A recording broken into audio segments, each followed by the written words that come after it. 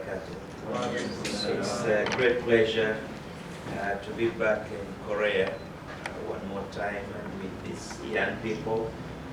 You are the future of our ummah, inshallah. And it's good to talk with you, discuss with you, exchange ideas. That I think, inshallah, in the end, will be for the good of the whole ummah. Now I have PowerPoints that I will go through rather quickly and try to leave time for discussion. So we shall talk about what is the essence of leadership. Then we'll talk about leadership power. Then we'll talk about threats to organizations. Okay, we go on. Next one. Do I have to control it from here? You don't have the Okay, Bismillah. Okay, so we are going to define what is leadership and why is leadership important. Okay, next. Okay. See, the Prophet said, if there are any three of you, you must pick a leader. It means we cannot be without leadership. Even when you are traveling from your hostel to the classroom, and you are 3 or 4 of you, you need to designate a leader. If you ride in a taxi, if 3 of you, make sure one of you is a leader.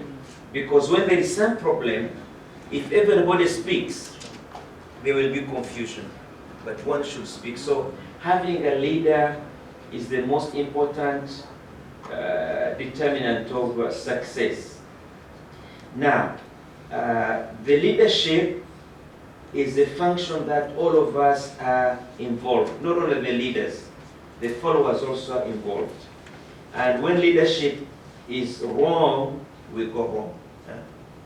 Next one. Now, what is leadership? Actually, leadership is influencing people. It's not pushing them, ordering them. A leader is someone who can influence people without force to do the things that he wants. So leadership is influence. Now, we can learn to be a leader. There is a sense of leadership. But the important thing is we move people by getting their voluntary cooperation. So the good leaders will persuade you to do something. Convince, they don't command you. Okay?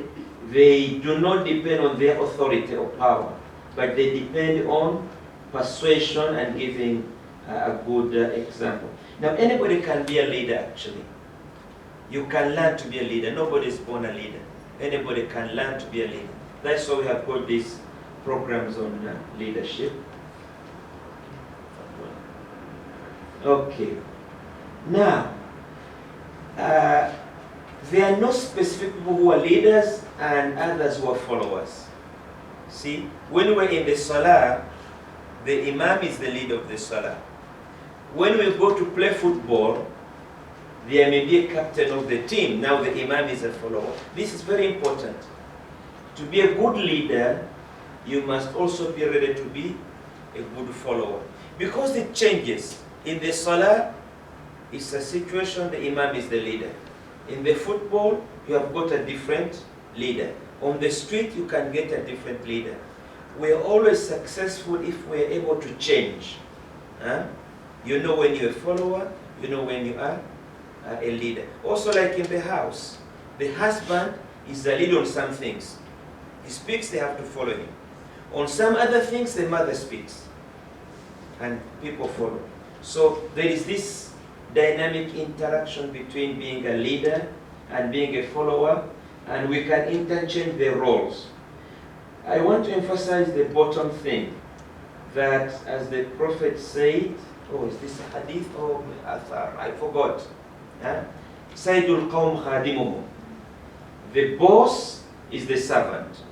So the leader should know that you are there to serve the people.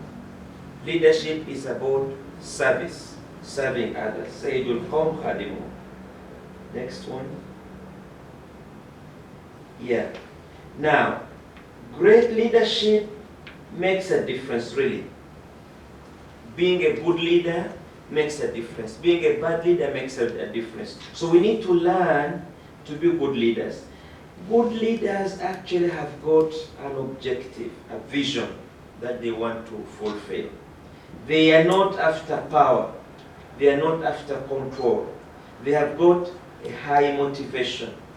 They want to make a change. It's not about them. It's about the organization as a whole. And as I said, everybody is a leader. The Prophet said, كلكم راع وكل راع مسؤول عن رعيته. Each one of you is a leader. And he gave very good examples. He said, for example, the woman is a leader in her own house. So, each one of us has got a leadership role. It all depends. Now we are here. Who is the leader? The chairman. When they bring food, someone will be the leader now when it comes to about eating food. Then time for salah, someone else will be the leader. So each one of us has got a stake in being a leader. Each one of us needs to learn to be a leader because you are always leading. Even if you have nobody to lead, at least you are leading yourself. You know, you may ask me, if I am alone on an island, how can I be a leader? Yes, if you're only one person on the island, you are a leader of yourself. So leadership is a function that everybody has to do. Now, what does the leader have to do? You see the bottom? The specific functions. The leader must be able to set a vision. It's the most important thing. The leader must tell us where are we going. The vision must be very clear. Like in Islam, the vision is Jannah. That is what is repeated in the Quran all the time. So the leader must set a vision. It's not enough to set the vision, he must communicate it. Tell us what our goals, what our objectives. This is the most important part of leadership. Giving us a sense of direction. And then there are other things like coordinating, integrating, this you can read about. But the most important thing is having a sense of direction. Where are we going and how are we going to go there? Yeah. Next one. Now, as I said, leadership is situational. You cannot have a leader without followers. And as I said, keeps on changing. So, a leader is good if the followers are good. As the Quran said, وَجْعَلْنَا لِلْمُتَّقِينَ إِمَامًا. Ibrahim was praying that he and his children become leaders of muttaqeen, become leaders of good people. Because if the followers are good, strong, the leader is good. Also the Prophet said, كَمَا تَكُونُوا يُوَلَّ عَلَيْكُمْ. The way you are is the way your leaders are. So really the followers are very important. Good, strong followers make a great leader. You could see the difference. Ali bin Abi Talib was a very good leader. He was the top. But during his reign, there were a lot of problems. Why? Because the leaders, the followers, many people had entered Islam so quickly, and there was no time to give them the same education as before. So Ali had weak followers. So he faced a lot of problems. Abu Bakr had no problems as a leader because the people he was leading, the Muhajirin, were all very strong. In fact, one time he said, please, if I go wrong, correct me. He said, no, Qawmika be safe. They said, no, we correct you with our swords. So he had strong people he was leading, so he was a strong leader. Now, it's important that the followers obey the leader. See, we have got this situation. If the leader is not obeyed, then we have differences. We cannot move in one direction. But there are limitations. The leader should be obeyed as long as he follows Allah's requirements. So obedience is a very important aspect of leadership. Next one. Now, a leader should empower followers. See, the leader should share the leadership power with followers. How do you do this? You teach them. You pull them. Don't push. You're not pulling is you step ahead and say, please follow me. Pushing is you push them on their head, you know. It's not good. You pull the followers and you give them delegation, you know, you give them authority to do things and you trust them to do things. A leader should trust the followers to do things because this way he is empowering them. And then once they are empowered, they have more self-confidence. So like somebody told, okay, you are in charge of this, you are in charge of this, I trust you. They feel confident and they are going to do well. Okay, next one. I'm going through quickly because you will have all of this PowerPoint with you to read later. Now we need to tell the difference between a leader and a manager. A leader is someone with the big vision, the ideas, where we are going. The manager is the one who works on the details. Exactly how to do it. Now, these two people think in a different way. See, the leader sees the bigger picture. He has the vision. He has the long term. So the leader will make certain decisions that the manager does not like. Like for example, a leader may decide to spend money on something that doesn't look important to everybody. But why is he doing it? Because someone came and asked for help. But he knows that if I help this person, he will go back to his community and say good things about Muslims. So the leader will make this decision. The manager will say, it's not in our budget. How did you spend this money? We don't have it in our budget. So we need to understand that leaders and managers operate in a different way. The manager wants to do things correctly, according to the system. The leader thinks outside the system. He looks at the bigger, bigger issues. So they think in a different way. One person may be both a leader and a manager. Or one person may be more of a manager, one may be more of a leader. But you want both of them. Because leaders sometimes are not organized. Because they have got a bigger vision. They see a bigger picture. If we only do leadership, things may go wrong. But managers also deal with a small picture. They do it very well, but in the process, they may lose the bigger picture. Okay? Now, we need to select leaders very carefully. We need to listen to the followers when selecting leaders. Now, how long should someone be a leader? There is actually no answer to that. But my feeling is we shouldn't change leaders too frequently. Because at the beginning, the leader hardly knows what to do. Then he starts understanding. Then he starts performing well. Then you change and then you start again. So we need to give each leader enough time to learn and then contribute before we make a change.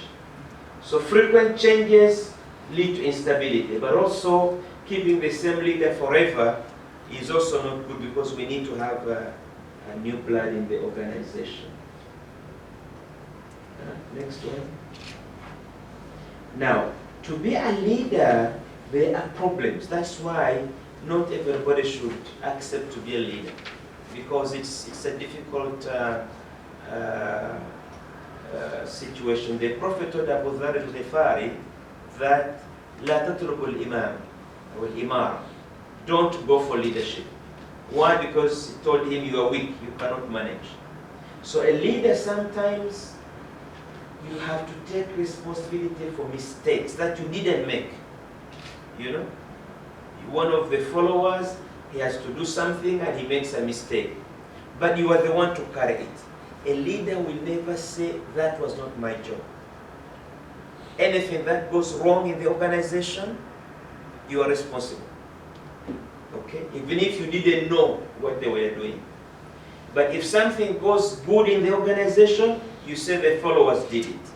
So the leader, you take the mistakes and you give them the credit for good things. Now, there's the issue of followers.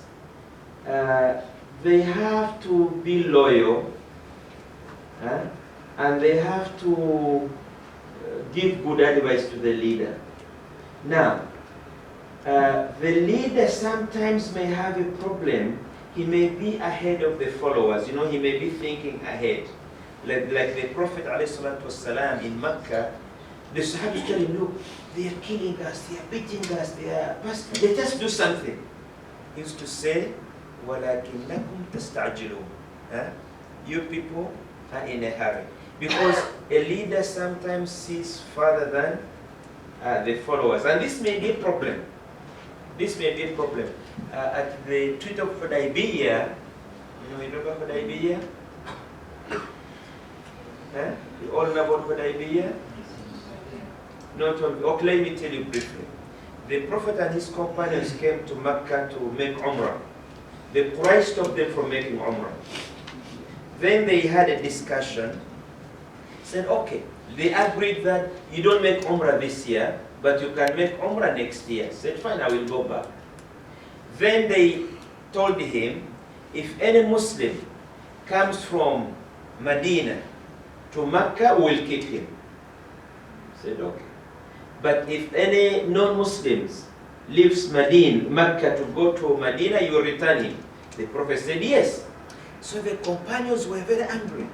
They said, you know, this agreement is not in our favor. How would you agree? But for him, he was looking far ahead. He knew that a Muslim will not leave Muslims and go back to Mecca. He knew that, so he said, okay, I will agree. And then they said, if someone from Mecca comes to you, bring him back. He agreed, and what happened? Some Muslims left Mecca to Medina, he sent them back. They didn't go back. They stood on their way, made a camp, and they started harassing the Quraysh traders. So they wrote him and said, okay, Muhammad, we want to change the condition. Please take back, you know, those who leave us, take them into Medina. So he saw things ahead that the companions, even Umar ibn al-Khattab, could not see. So the leader may have a problem that he is talking about things that the followers do not understand, do not see, because he's looking far. So he has got to be very patient dealing with this. Now, external threats, there are problems facing the organization. It's the leader who is there to be hit. You know, all the arrows have to hit the leader. So that's a problem.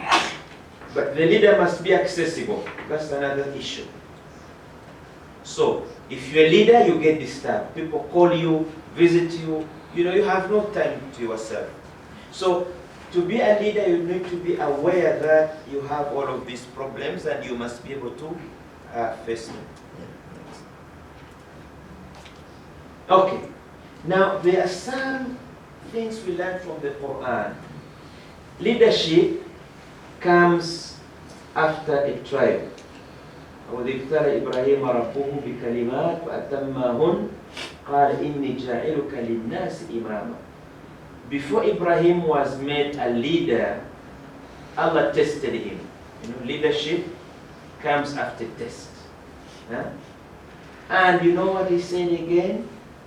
وَمِنْ ذُرِّيَّتِي قَالَ إِنْ لَا يَنَالُ أَحَدِ الظَّالِمِينَ. So he asked also for his children to become leaders. The important thing is trial.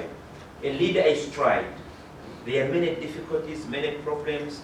A strong leader has to be steady. Go through the trial. Okay, and then another one. Okay, this is what I said before. A good leader needs good followers. Because you cannot be a good leader if the followers are not good. See, Allah says, وَجْعَلْنَا لِلْمُتَّقِينَ إِمَامًا. This is the dua of Ibrahim, that give us the chance to lead the righteous, to lead good people. So as a leader, you need to know that your success depends on the people you are leading. If they are good, you succeed. If they are not good, you have problems. So I think we'll stop here. There are other hadith about leadership, but I don't think I need to go through. You can see them in the PowerPoint later on. Okay?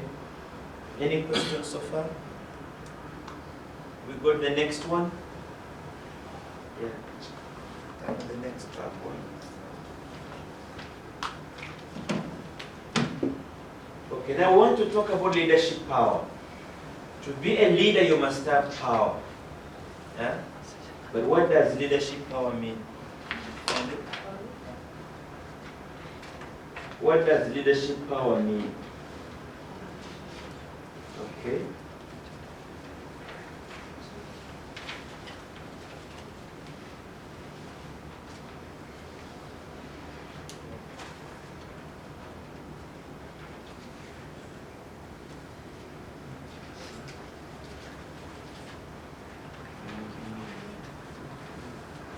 No, there is one for leadership power. Leadership power. Okay. Please, you'll have all of this, huh? You come and copy it here after this. And I will email to everyone to copy. Okay, we go on. So we are going to define what are the types of leadership power and how do we use them, and then also how leadership power can be misused. Okay, so really, the leader or the follower, we define them by what they do, not what they say. Leadership is about action. It's what you do that is leadership, not what you say. Now, and a leader is known by what they do. There is no leadership without activity. You keep quiet, you're not a leader. You need to do something. Okay, next one. Now, power is what the leader uses to make a change, to get things done. Influence is how you use that power. You know, a leader has power, but how do you use it? You use a stick, use a gun, or you influence people. The best way is to influence people. And that is the example of the Prophet ﷺ. He used to, very rare that he ordered them around. He used to influence them by example and make them do what he wants. Now, we have got influence, then there is authority. Authority is form of power. You have to do this because I'm the leader. The Constitution says you have to do this. I have got the power to do this. We want to avoid using authority. We want to rely on influence. Okay? Yeah. We need power, but the power should be exercised by influence, which is persuasion, convincing. Sometimes it may be necessary to delay doing something until you can persuade people to understand, to do it well. Now, the leader has got two types of power. There is personal and positional. Personal is he himself. You know, you may follow somebody because of himself. He doesn't have to have a position. Or you follow him because he is president or secretary or treasurer. Which of these two types of power do you prefer to have? Position power or personal power? It's personal power. The Prophet ﷺ, really, his leadership was he himself. People liked him as a person and they followed him.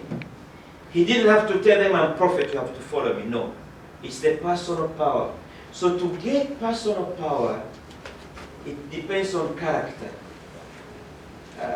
expertise, charisma. You know, charisma. This charisma is from Allah subhanahu wa ta'ala. Allah can give you the personality that people love you, want to follow you. But there is also personal relations, dealing very well with the followers creates this personal power. Now, positional power is based on authority. You do it, I reward you. You don't do it, I punish you. So I want to say we need to rely on personal power and not on positional power in our leadership. Yeah. Next one. Okay. So a leader, you should always know what type of power to use. Should I use my power, personal power, or should I use my positional power? Most of the time you use your personal power, most 95%. But there are times when you need to put your foot down and say, look, I am the president, this has to be done this way. Yeah? But this should be the exception sometimes. Okay.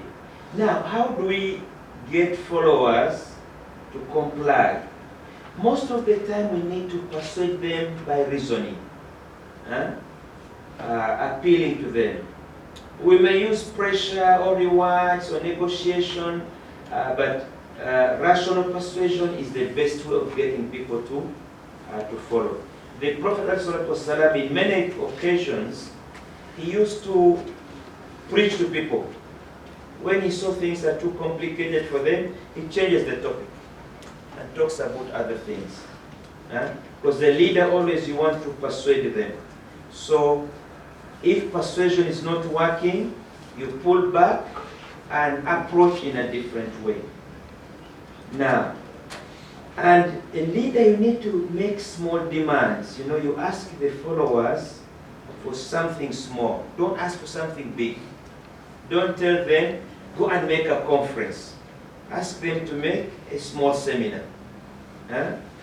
Then, after that, make it a conference. Ask them to do something small, then another small, then you keep on adding until you get the big one. We do not ask a big demand. We start with small things. You know, ask them to do a few things at a time, then it adds up.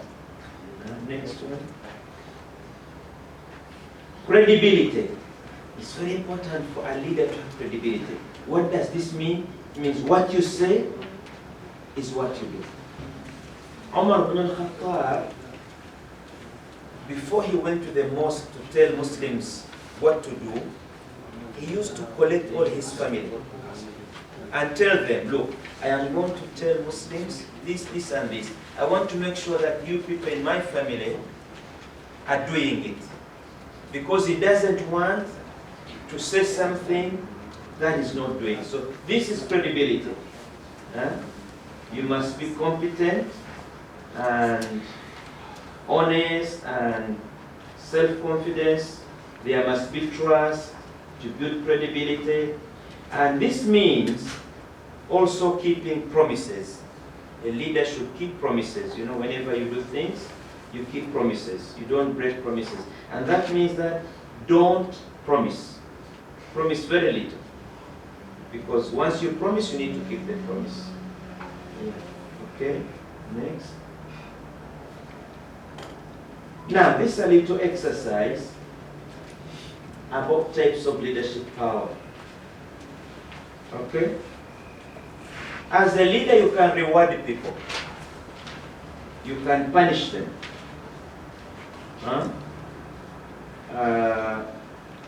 You can be an expert, or you can use personal relations. Now, what's the advantage of leading people by giving them rewards? Motivation. They get motivated. What's the disadvantage? They will get used to it. They get used to it. And when you don't have rewards, They will not do it. yeah. We have this situation in Malaysia. You know, there are people called the Orang Asli. Yeah. So some people, these are the original aboriginals. So brothers make da'wah to them, but they give them money, you know, give them things. And every Jumu'ah when they come to the masjid, they give them 10 ringgit. So they got used to it. So when they didn't give the 10 ringgit, they didn't come for Salah. Same as the missionaries in Indonesia, they have converted many people to Christianity. They call them rice Christians. Because when they come to the church, they give them rice. When there is no rice, they go back to the mosque. So leading by rewards, yes, it is good, but when you run out of rewards, then you have nobody to. So we should never make da'wah in return for giving things, because when you don't have, you can no longer live them. Punishment. What's the advantage of punishing followers? If they don't do something, you say, look, you have to pay fine, 101. Discipline? Yeah, it's good. Punishment can discipline people. What's the disadvantage of discipline? They will hate you. Yeah. So we need to, we need to have a balance in these things. Okay. So how are we doing about time? When did we start? We start at 9:20. 9:20. It's now 10. 10. Okay. So let us see one more PowerPoint about threats to the organization, then we shall have a discussion. We should do that in about 15 minutes and we have a discussion. Yeah. So I was asked to talk about internal and external, it's here, leadership diseases and internal threat to the, Down. فوق اطلع فوق 2. ايوه. Yeah. I was asked to talk about external and internal threats to the organization. You don't have it in PowerPoint? It is in PowerPoint. You see? Now, there are threats to the organization, internal and external. And there are many. So it's a wide topic. So what I said, let us talk about problems in leadership. How they can be an internal threat in the organization so we can be more focused. By leadership, I mean the leaders and followers. Please remember, leadership is situational.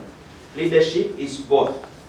The leader and the follower are involved in the leadership situation. Now, SWOT analysis, this is analysis of strengths, weaknesses, opportunities, and threats. Our strengths as an organization relate opportunities. What is a strength? Is an opportunity to do something. And a weakness is a threat. Whenever we have a weakness, then an external threat can come in. So really, when we talk about external weaknesses or external threats, we are talking about internal weaknesses. It's only when there is a weakness inside that something will threaten you from outside. And I think that the internal threats are worse than the external ones. Me, I'm more afraid of problems inside than problems outside. Because outside, somebody is your enemy, it's clear. He doesn't like you, he wants to destroy you. But the internal problems, you are not aware of. So I think more about the internal threats. And one of them are diseases in the leaders and followers. So we want to see, what are these diseases? That can be in the leaders and also in the followers. They are a weakness, and because of that weakness, external threats can come to us. In the Ummah today, we have got many problems in Muslim countries and Muslim communities. And we blame everybody. We blame America, we blame the Jews, we blame the United Nations, we blame this one. But we don't have the courage to accept that most of our problems are our own making. We have got our own weaknesses, which cause more than 90% of our problems. But psychologically, this is a psychological self-defense mechanism. We project it on the outside. So let us now look at these diseases. The followers can have these diseases. Hypocrisy, nifaq, you say what is not in your heart. The chairman can ask you, please tell me, did I do this well? You know, he didn't do it well. So, oh no, you were the best one. Huh? It's all perfect. And if this is bad, the followers should say what they really feel in their heart. But also, you shouldn't say it in a rude way. Being rude actually means being very honest. I mean, if a sister, for example, buys a new dress and a new hijab, and she asks another sister, sister, what do you think about my new hijab? To be really honest, you tell her, you look terrible, it's not suitable, you know. But that will hurt, you know. But also you cannot tell her, oh, your hijab is great. So hypocrisy could be very tricky, because sometimes being very, very honest will hurt other people. So you need to be able to tell somebody something is not right, but in a polite way. You cannot be straight, because psychologically it hurts. Insincerity, not being sincere. Giving bad advice to the leader. As a follower, you must give good advice. Ad-dinu nasiha. Disloyalty. Disloyalty means working against the leader or disobeying the leader. And this is the worst one. Excessive veneration of the leader. Means respect, you know. You call him this, you are Said, you are clever, you are this, you are great. The danger of this is that the leader actually may start believing it. At the beginning, they know you are just, you know, playing and flattering, but they may believe it. Because a human being, when something is repeated, you actually believe it. And then you start being a bad leader. So most of the bad leaders we have got in our Muslim world, it's because of the followers. The followers spoil the leaders. You are the only one who can think. You are the only one who's intelligent. You know best. Before he was humble, he asked for advice. He knows he doesn't know everything. But when you people keep on repeating, he says, well, maybe. Maybe it's true. And then he starts being a bad leader, you know? Okay, so these are the diseases that can be in the followers. These are the diseases that can be in the leaders. Lack of responsibility. You know, a leader should feel responsible. The Prophet ﷺ, كانت تنام عيناه ولا ينام قلبه. His eyes used to sleep, but his heart never slept, because he's worried. He feels accountable. Omar ibn al-Khattab in Medina, he said, I'm worried that a camel can be lost in Iraq. From Medina to Iraq was 1,000 kilometers. But he's worried that just one camel lost, it's his responsibility. So if a leader doesn't have responsibility and accountability, that's a disease. The second disease is not to have a sense of a bottom line. You know what bottom line means? Bottom line? In business, you know, business, you make a financial statement. You put everything, money that came in, money that you spent, but at the bottom you add up the profit. That's the bottom line. So in business, they look at the bottom line. What profit did we make? So in leadership, a leader must have a sense of results. If I am leading, what results are we getting? If you don't have a sense of getting results, then that's a disease. You must ask, what are we getting? Are we getting what we want to do? Are we reaching our goals? Arrogance. So these are diseases. Arrogance means very proud. But as I told you, arrogance comes from followers. The followers make the leader arrogant. By excessive praise and, you know, being insincere. The leader shouldn't put people down. The leader must trust people. You know, must trust people. You need to trust the followers. They may be weak, they may not be knowledgeable, but they must feel that they are trusted to do something. Creativity. See, a leader should always be thinking of new ways of doing things. You know, a leader should be accessible and should have good human relations. So these diseases can spoil leadership if they occur. Next one. Okay, now we want to talk about solutions. I will go through this rather quickly. As I said, leadership doesn't mean the president.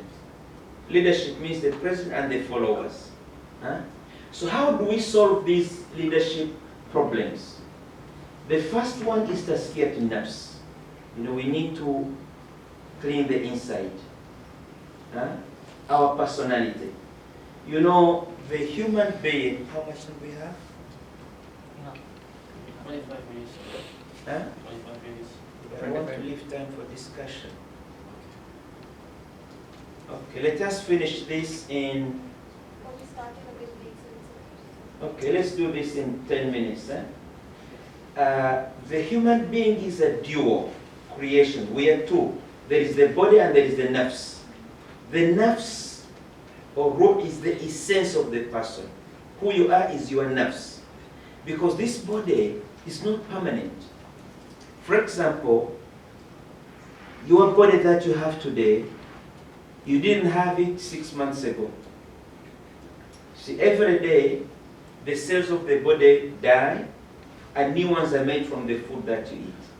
So your body actually is not permanent. The only thing permanent in your body are the neural cells of the brain. Those you are born with them, they stay. They are permanent. Also, the enamel part of the tooth doesn't change. But everything else changes in your body. So who you are is your nafs. It's very important to you to know. Who you are is your nafs.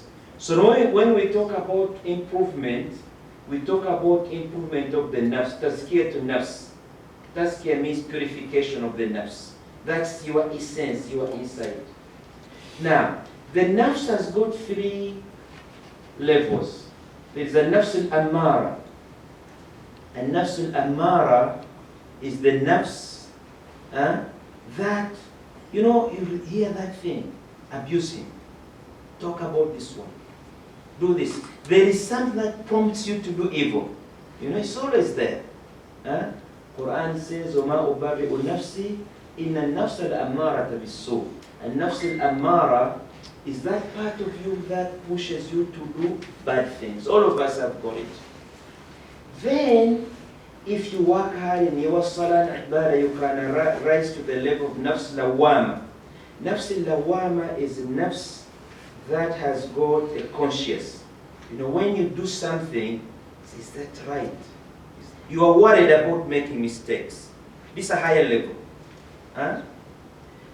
But the highest level is nafs al-kamila, is the perfection. So we can move from nafs lawama, nafs ammara, through nafs lawama to nafs kamila, to really be perfect. This self-improvement, tazkiyatun nafs. And nafs al-kamila can manifest as nafs mulhama, inspired. If you really become good, Allah gives you guidance to do right things. Ilham. Qanu'a, you get content. You know, you start being content with what you have. You don't run after the dunya. Mutma'inna, you get calm. As Quran says, Ya ayyuha nafsu mutma'inna tarji' ila rabbik radiyatan mardiyya. You get calm, you accept what Allah has given you, and Allah will accept you. So tazkiyat nafs has to do with self-improvement, self-purification. Okay? How do we do it? Next one. You need to have ikhlas. You need to be committed, to be truthful, and to surrender to Allah subhanahu wa ta'ala. You need to follow the correct things, don't materialistic, be aware of shaitan, and then you need to do a lot of dhikr. Remember Allah subhanahu wa ta'ala, al-isti'adha. أعوذ بالله من الشيطان الرجيم. الاستغفار. التصبيح سبحان الله, Alhamdulillah, La ilaha illallah, make dua. Okay? Also by salah, ibadah, sawm, and infaq being giving. And in addition to this, you need to learn about the models of tazkiyah, the khulafa, the prophets. You need to study their history, their life, and try to emulate them. This way you can self-purification. You achieve cleansing the inside of you. Okay, next one. The second thing that we need to do is Islamic self-education. There is a program that I think I can leave behind. Inshallah, I hope you're already doing this. You need to have halaqah or study circles. You have them? Yeah. Yeah. This is the best way to grow spiritually, physically, morally, because you learn about Islam. The more you learn about Islam, the better you become. I call this the basic Islamic education module, and it is done through the halaqah. Now the halaqah, or the circle, you can have intramural studies, activities like you study Quran and Hadith, but also you have extramural activities like voluntary social work. Alhamdulillah, I'm very happy that you're already doing some of these things in Salam, Nuri, and Emsa. Okay? And then we need, in addition to that, Nawafil and Zawa'id.